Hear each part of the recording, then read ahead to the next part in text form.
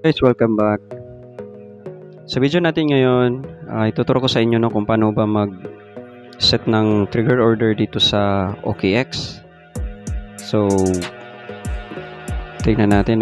So, ito yung napili natin guys na gawing example. Isang mabilisang example lang kung paano ba mag-set ng trigger order. So, dito nakalagay, limit order siya.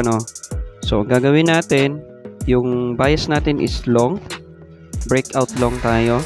So, palitan natin yung limit order na trigger order.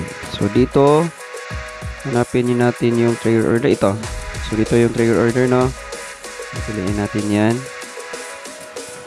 Tapos naman, since long yung bias natin, ito yung example natin yung entry price.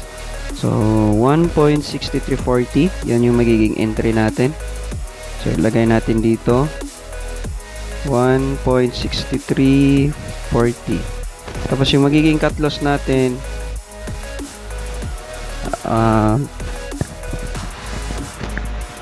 1.4329.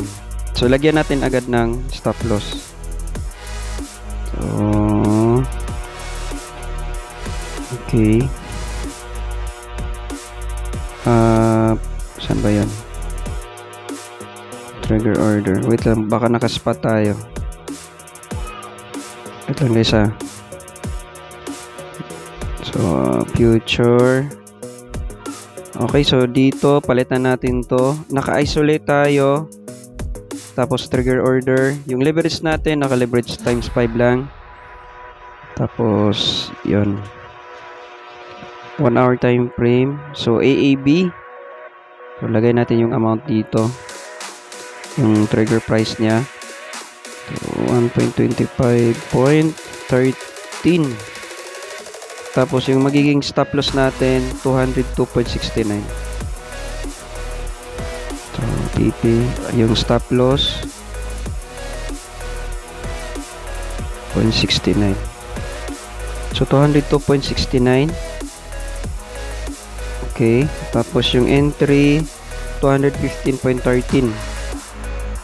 Okay, tapos yung magiging allocation naman natin, lagay natin kahit 10% or ayaw niya. So, palagay natin $20. So, yung take profit naman hindi ko na nilagyan, pero yung pinaka-importante entry at saka yung stop loss. So, yung natin, yung take profit, empty siya, wag lang natin lagyan. So, depende na yan sa inyo kung paano. So, click natin yung long. So, ayan, mayroon siyang return. So, lagay natin 25. Ayan. So, nag-set na tayo, So, dito na tayo yung order natin. Kung makikita nyo sa itaas, yan, naglagay na yung entry natin dito. So, trigger entry at saka yung stop loss nakapag-set na. So, ganun lang yung mabilisang paggamit dito sa mobile, dito sa cellphone, dito kay OKX. So, yun lang. And thank you for watching.